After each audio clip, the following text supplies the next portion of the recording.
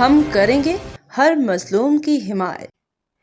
السلام علیکم، میں ہوں حورین فاطمہ اور آپ دیکھ رہے ہیں حمایتی نیوز HD چینل۔ نظر ڈالتے ہیں آج کی اہم خبروں پر۔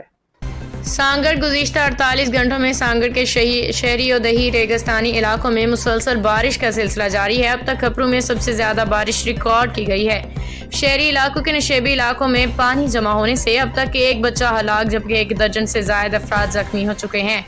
درجنوں مکانات گرنے کی رپورٹ ہوئی ہے۔ اس پہ بات کرتے ہیں اپنے نمائندے اشفاق سلیری سے۔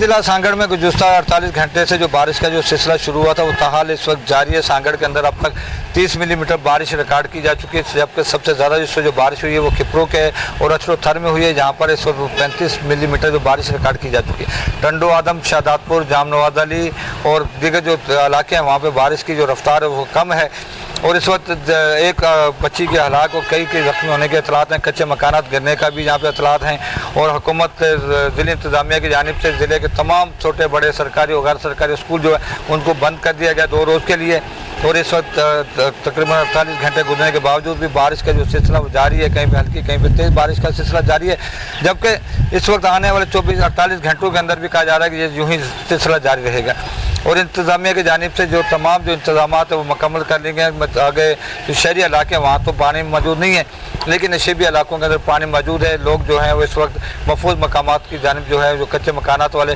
وہ اس طرح منتقل ہو گئے ہیں، اور بارش کا جو سلسلہ وہ مسلسل جاری ہے، اور انتظامیہ بھی اپنی جگہ کوشش کر رہی ہے کہ عوام کو کم سے کم تکلیف یہاں پہ پہنچے۔ باخبر رہیے ہر جگہ ہر وقت، جانیے ملکی و غیر ملکی حالات و واقعات یقین کے ساتھ۔